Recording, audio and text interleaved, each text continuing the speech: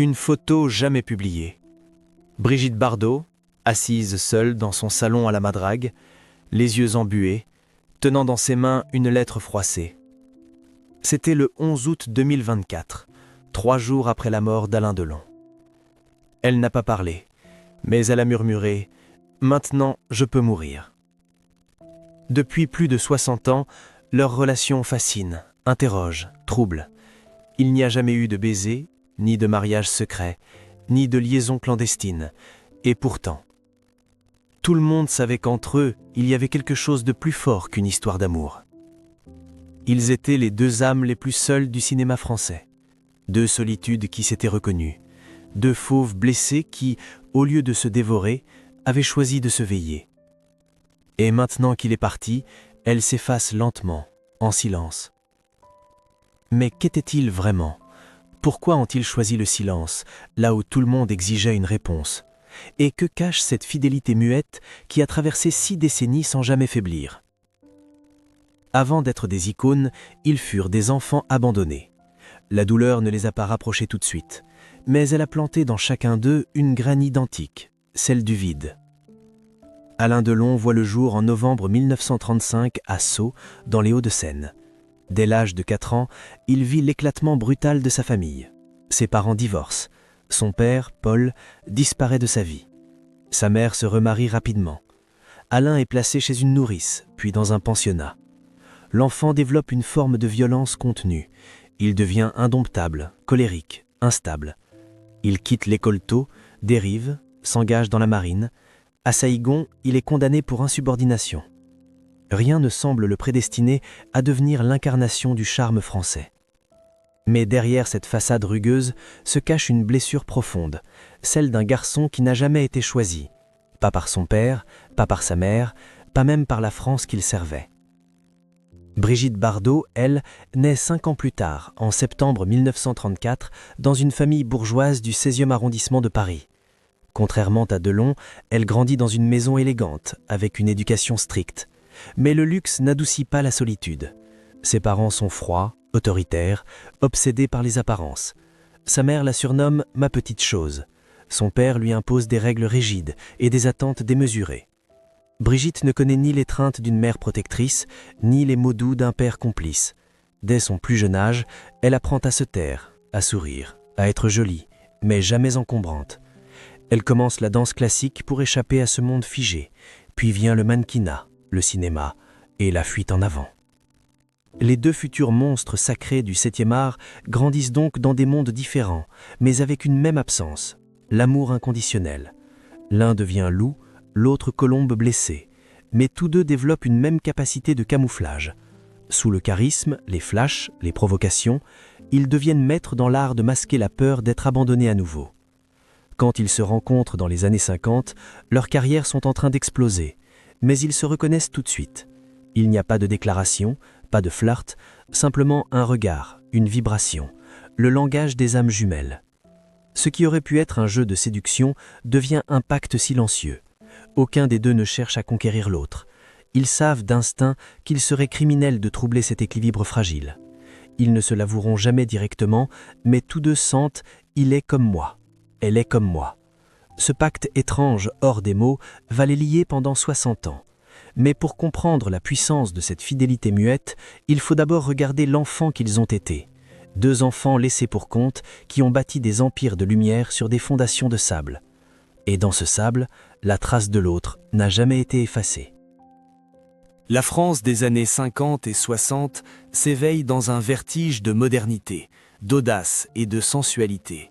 Et au cœur de cette effervescence, 2 visages magnétisent le pays entier, Brigitte Bardot et Alain Delon. Elle est la sensualité incarnée, la libération de la femme. Lui, l'élégance brute, la virilité faite homme. Ensemble, sans jamais se toucher, ils réinventent le mythe de la star française. Brigitte devient Bardot, ou plus simplement Bébé, en 1956, avec le film « Et Dieu créa la femme » de Roger Vadim. Elle n'a que 22 ans. Le film fait scandale. On l'accuse de dévergonder la jeunesse, de menacer la morale chrétienne. Pourtant, le monde entier la célèbre. En quelques mois, elle devient l'archétype de la femme libre, affranchie, solaire. À Cannes, à Rome, à Tokyo, on ne parle que d'elle. Entre 1956 et 1962, Bébé tourne plus de 10 films à succès. Elle côtoie les plus grands, Jean-Luc Godard, Louis Malle, Clouzot. Sa voix douce, son accent traînant, ses robes vaporeuses deviennent des symboles. Elle vend des millions de disques. Elle fascine Marilyn Monroe, John Lennon, Picasso. Mais derrière les projecteurs, Bardot s'épuise. Elle déteste les interviews, fuit les avant-premières, déteste l'hypocrisie du star system. Elle est célèbre à en suffoquer. De son côté, Alain Delon trace une ascension tout aussi fulgurante. Après des débuts difficiles, il explose en 1960 avec Plein Soleil de René Clément. Son visage sculptural, son regard glacé hypnotisent la caméra. Il incarne un nouveau type de héros, silencieux, mystérieux, dangereux. En 1963, Le Guépard de Visconti le propulse au rang d'icône internationale. Puis viennent La Piscine, 1969, Le Samouraï, 1967, Borsalino, 1970. Delon devient synonyme d'élégance ténébreuse. Il travaille avec Melville, Lozzi, Antonioni. Les chiffres parlent. 100 millions d'entrées cumulées en France, 92 films au total. Il reçoit un César d'honneur en 1995. Mais lui aussi sature. Il fuit les journalistes, les dîners, les faux sourires. Il ne veut plus jouer un rôle en dehors des plateaux. C'est dans ce contexte, en 1961, que leur trajectoire se croise officiellement sur un tournage devenu culte, Les Amours célèbres. Le film, signé Michel Boiron, rassemble les deux stars au sommet de leur gloire. La presse s'emballe, les paparazzis campent devant les hôtels. On murmure qu'ils ne peuvent pas se résister. Tout le monde attend l'annonce d'un couple. Le film n'est même pas encore tourné que les magazines titrent « Bébé et Delon, le couple de l'année ». Mais sur le plateau, un autre scénario se joue. Bardot et Delon s'observent, se respectent, se frôlent, sans jamais s'approcher trop près. Il n'y aura ni flirt, ni escapade nocturne, juste une atmosphère dense, impénétrable. Même les techniciens sentent qu'il se passe quelque chose, mais quoi exactement, personne ne peut le dire. Un soir, un assistant aurait surpris une discussion entre eux, à voix basse. Delon aurait dit « Si je te désire, je te perds ». Et Bardot aurait répondu « Alors ne me touche jamais ». Vérité ou légende, peu importe. Ce qui compte, c'est que rien ne s'est passé et pourtant tout a commencé ce jour-là. Dans les décennies suivantes, les deux stars continueront d'éblouir, de choquer, de dominer l'écran. Mais quelque chose a changé. Depuis 1961, ils ne sont plus seuls. Ils se savent liés. Et même si le public ne comprend pas cette alchimie, elle devient évidente. Ils ne tournent plus ensemble, ils ne vivent pas ensemble, ils ne sortent pas ensemble. Et pourtant, chaque apparition de Bardot semble faire écho à Delon, et chaque silence de Delon semble résonner avec la solitude de Bébé. Le public, lui, se perd en conjectures. Certains y voient un amour caché, d'autres une stratégie médiatique. Mais les deux intéressés ne diront rien, jamais. Même après des décennies, ils garderont le mystère intact. C'est cette retenue absolue, ce refus de s'expliquer, qui va nourrir la fascination. Un couple sans contact, un lien sans nom, une fidélité sans déclaration. Et cette promesse non dite, scellée à l'âge d'or du cinéma, va les accompagner bien au-delà de la gloire. Le plus troublant dans leur relation, ce n'est pas ce qu'ils ont dit, mais ce qu'ils n'ont jamais dit. Alain Delon, dans une interview de 1985, répond à la question « Pourquoi n'avez-vous jamais été en couple avec Brigitte Bardot ?» Il lève les yeux, sourit vaguement, puis dit simplement « Il y a des femmes qu'on ne touche pas, sinon on les casse. » Silence. En 1999, Bardot, interrogé sur « les hommes de sa vie », cite Vadim, Gainsbourg, Charrier, mais lorsqu'on mentionne Delon, elle dit « C'est un chapitre à part, c'est un miroir, une partie de moi. » Elle ne développera pas, elle n'en a jamais ressenti le besoin. À travers les décennies, leurs chemins ne cessent de se croiser, sans jamais s'en mêler. Lors de grandes cérémonies, ils sont invités tous les deux, mais ne posent presque jamais ensemble. En 2000, au Festival de Cannes, ils se retrouvent dans le même salon privé. Des témoins racontent qu'ils se sont salués, longuement regardés, puis rien. Pas d'éclat, pas d'effusion. Comme si tout avait été déjà dit en silence. Certains journalistes parlent de relations platoniques, d'autres de pactes occultes, certains même de réincarnations croisées. Mais personne ne peut prouver quoi que ce soit. Des lettres, il y en a eu, plusieurs, jamais publiées, conservé par Brigitte Bardot jusqu'à sa mort. Des témoins proches affirment que Delon lui écrivait souvent, sans pathos, mais avec une tendresse tranchante, comme il savait le faire. Et elle lui répondait avec des mots bruts, parfois hargneux, mais toujours remplis de loyauté. Un détail obsède certains fans. Ni un ni l'autre ne s'est jamais moqué ou éloigné de l'autre, même quand le monde entier semblait se retourner contre eux. En 2003, Bardot fait scandale avec son livre « Un cri dans le silence », jugé raciste, xénophobe. Le tollé est national. Les condamnations tombent. Elle est isolée, vilipendée. Les anciens amis s'éloignent, sauf un, Alain Delon. Il déclare publiquement « Elle dit ce qu'elle pense, c'est rare, je la respecte ». A l'inverse, lorsque Delon est accusé de sympathie d'extrême droite ou critiqué pour sa complicité avec des figures controversées, Bardot ne condamne jamais. Elle répond « Alain n'est pas un politicien, il est un loup blessé qui grogne parfois, mais c'est mon frère ». Frère, c'est un mot qu'ils ont tous les deux utilisé. Et pourtant, ce lien va bien au-delà des conventions familiales. Il n'est pas charnel, il n'est pas romantique, il n'est pas fraternel. C'est un pacte, un fil invisible, une énigme partagée. Et un autre indice alimente les rumeurs. À plusieurs reprises, Delon a confié vouloir mourir dans les bras d'un être qu'il a aimé sans le toucher. Il n'a jamais nommé Bardot, mais pour ceux qui le connaissent, le doute n'est pas mince. Un assistant personnel de Delon, resté discret toute sa vie, aurait confié « Quand il allait mal, il n'appelait pas rarement ses enfants. Il appelait Brigitte. Et quand elle ne répondait pas, il attendait. Il ne la harcelait pas. Il savait qu'elle rappellerait. Le lien n'était pas quotidien. Il était sacré. Ils ne se parlaient pas toutes les semaines, parfois des mois sans nouvelles. Et pourtant, il savait. Si l'un tombait, l'autre le sentirait. Lors de l'hospitalisation de Delon en 2019 à la suite d'un AVC, Bardot envoie une lettre manuscrite à la clinique suisse. Elle n'apparaît pas, elle ne donne pas d'interview. Mais la lettre, selon une infirmière, disait « Reste Alain, je ne suis pas encore prête ». En 2022, dans une interview à Paris Match, Delon est fatigué, a vieilli. On l'interroge sur la mort, sur ses regrets, il dit cette phrase étrange « La seule chose que je regrette, c'est de ne pas avoir protégé plus tôt ». Là encore, aucun prénom, mais pour ceux qui suivent leur histoire, la cible est claire. Ce ne sont pas les preuves qui manquent, ce sont les certitudes. À chaque déclaration, à chaque silence, à chaque absence, le mystère s'épaissit. Tout est dit, sans être dit. Et si ces silences n'étaient pas un oubli, mais un choix, un langage à part, un refus de livrer au monde ce qui n'appartient qu'à eux. Delon, dans une de ses dernières interventions publiques, confiait « Le plus beau secret, c'est celui qu'on ne révèle jamais, même à soi-même ». Dans le tumulte de leur carrière, Brigitte Bardot et Alain Delon ont chacun affronté leur tempête. Mais c'est après la gloire, dans le silence des années qui passent, que la véritable érosion commence. Non pas brutale, mais insidieuse. Une disparition progressive, une mise à l'écart que seul l'autre semblait pouvoir adoucir. Pour Bardot, le retrait est presque volontaire. En 1973, à seulement 39 ans, elle annonce qu'elle quitte le cinéma. Elle a tout donné. 47 films, des dizaines de chansons, une image mythique. Mais derrière le glamour, elle est épuisée. J'étais vidée, salie, surexploitée. Elle fuit les plateaux, les médias et se replie à la Madrague, sa maison à Saint-Tropez, avec ses animaux comme unique consolation. C'est là que commence sa seconde vie, militante acharnée pour la cause animale. Elle fonde la fondation Brigitte Bardot, affronte les chasseurs, les politiques, les lobbies.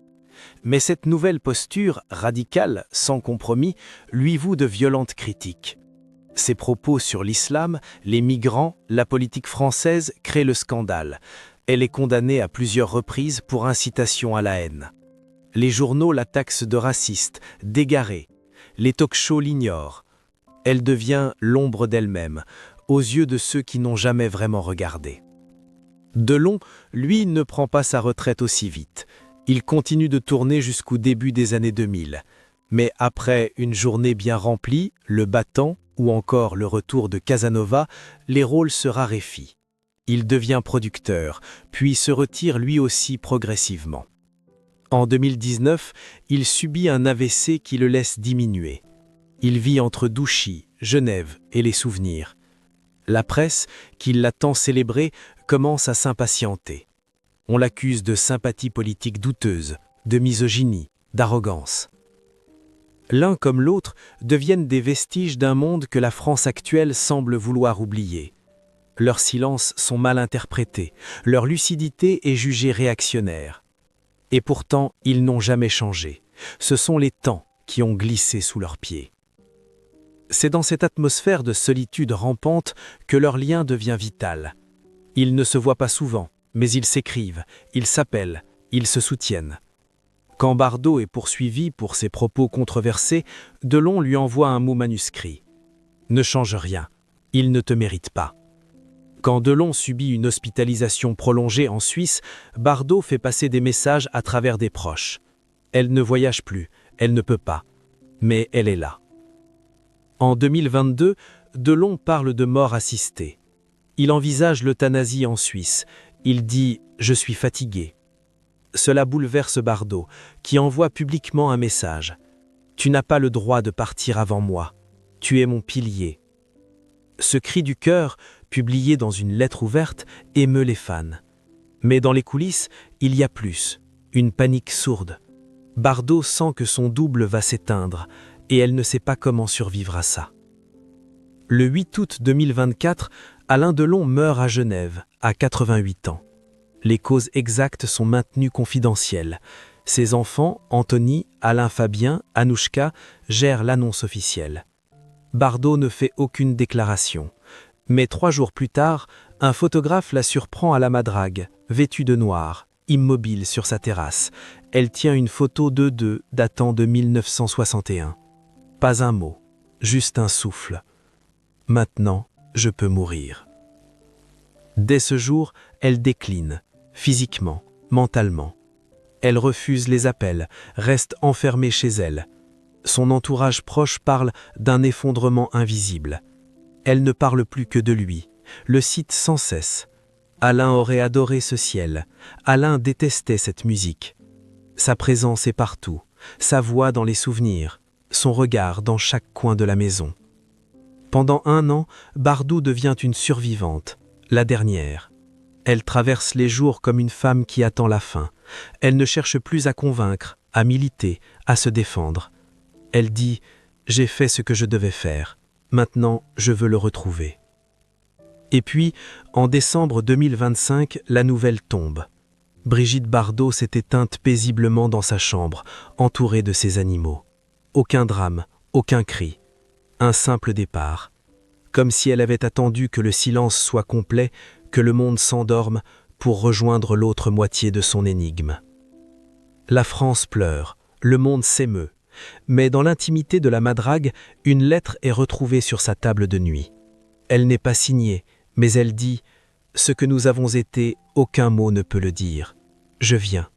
Attends-moi. » Elle avait toujours fui les interviews de fin de vie. Mais 1 an avant sa mort, Brigitte Bardot accepte de recevoir une équipe documentaire dans sa maison de la Madrague. Une seule condition, aucune question sur Alain Delon. Pendant des heures, elle parle des animaux, de ses combats, de ses blessures, mais à la fin de l'entretien, la réalisatrice ose. « Et lui? Vous pensez encore à lui ?» Bardot fixe l'objectif, longtemps, puis murmure « Il est là, il n'est jamais parti. » C'est la seule phrase, elle ne sera jamais coupée au montage. Le lien entre eux a toujours défié les mots, il n'a jamais été dit, il n'a jamais été avoué. Et pourtant, au fil des ans, des fragments de vérité ont été laissés comme des cailloux dans la forêt. Il fallait juste les ramasser. En 2014, Delon reçoit un prix honorifique à Paris. Il décline poliment, mais envoie un message écrit qui sera lu à la cérémonie. Le temps est un menteur.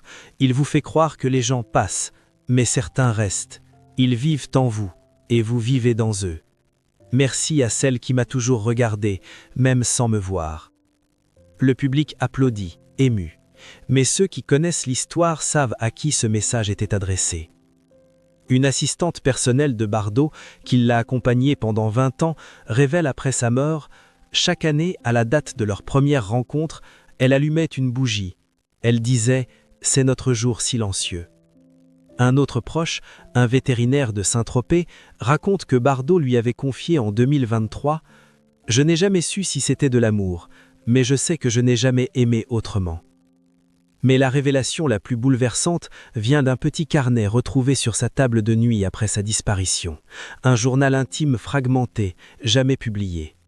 Parmi les dernières lignes, écrites de sa main tremblante, cette phrase « Je crois que nous avons été amants dans une autre vie, et dans celle-ci, on s'est contenté d'être éternel. » Quant à Alain Delon, ses derniers mois furent silencieux. Son entourage affirme qu'il parlait peu, dormait beaucoup. Mais une infirmière suisse se souvient d'un moment, quelques semaines avant sa mort. Elle lui avait demandé s'il souhaitait appeler quelqu'un. Il avait répondu « C'est déjà fait, elle est dans ma tête, on se parle mieux ainsi ». Dans une boîte en bois, retrouvée parmi ses effets personnels, une photo, noir et blanc. Le tournage de Les Amours célèbres, 1961. Il regarde Bardot, elle lui tourne le dos.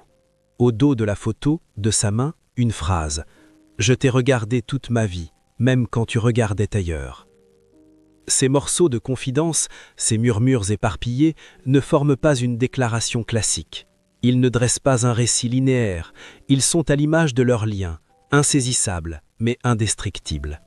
Aucune sexualité confirmée, aucune nuit chargée, aucune lettre d'amour explicite. Et pourtant, tout est là, dans les silences. Les absences qui deviennent présence, les années sans mots qui crient plus fort que tous les cris. Pourquoi ont-ils gardé ce secret si longtemps? Pourquoi n'ont-ils jamais donné de nom à ce lien? Parce que peut-être il aurait suffi d'un mot pour tout détruire. Nommer, c'est enfermer, et eux ont choisi la liberté, celle d'aimer sans toucher, de rester fidèle sans promesse, de ne jamais appartenir à l'autre tout en appartenant à personne d'autre. Ils n'étaient ni amants, ni frères, ni âmes sœurs au sens hollywoodien. Ils étaient le refuge l'un de l'autre. Et c'est cela, au fond, leur ultime vérité. Ils sont partis, tous les deux. L'un en août 2024, l'autre en décembre 2025. Mais leur histoire n'a pas cessé. Elle commence peut-être, maintenant que le silence est total. La France, les médias, les biographes, les fans, tous cherchent encore une définition. Étaient-ils amants, frères et sœurs d'âme, une forme rare de couple mystique? Aucun mot ne semble suffisant, et chaque tentative d'explication réduit ce lien à ce qu'il n'a jamais été, ordinaire. Ce que Bardot et Delon ont construit, ce n'est pas une romance, c'est une fidélité invisible, un serment silencieux, une ligne droite entre deux âmes blessées, qui ont choisi de ne jamais se faire mal. Ils auraient pu tout gâcher. Ils étaient beaux, jeunes, libres, le monde les aurait acclamés. Un baiser, une histoire, un mariage, un divorce, le schéma habituel. Mais non, ils ont refusé le bruit pour préserver le sacré. Et dans ce refus, ils ont touché à une forme d'absolu. Ils ne se sont jamais juré fidélité, mais ils l'ont pratiquée. Ils ne se sont jamais dit « je t'aime », mais ils ont veillé l'un sur l'autre pendant plus de 60 ans. Ils ne se sont jamais possédés. C'est pour cela qu'ils ne se sont jamais perdus. Aujourd'hui, la Madrague est vide, la maison de Douchy aussi. Mais ceux qui s'y aventurent disent parfois sentir une présence, une atmosphère particulière, comme si une conversation silencieuse continuait entre les murs. Une tension douce, discrète, presque imperceptible, comme un amour qui flotte, sans corps, sans nom. Le cinéma français leur doit beaucoup, mais ce qu'ils nous ont légué va bien au-delà des films. Ils nous ont appris qu'il existe des liens qu'on ne peut pas expliquer, qu'il y a des fidélités qui défient la logique, la morale, le temps. Ils nous ont laissé une énigme, et peut-être est-ce cela leur plus beau cadeau, ne pas comprendre mais ressentir, ne pas savoir mais soupçonner, ne pas prouver mais croire. Car au fond, l'amour véritable n'est-il pas celui qui résiste à toute définition ?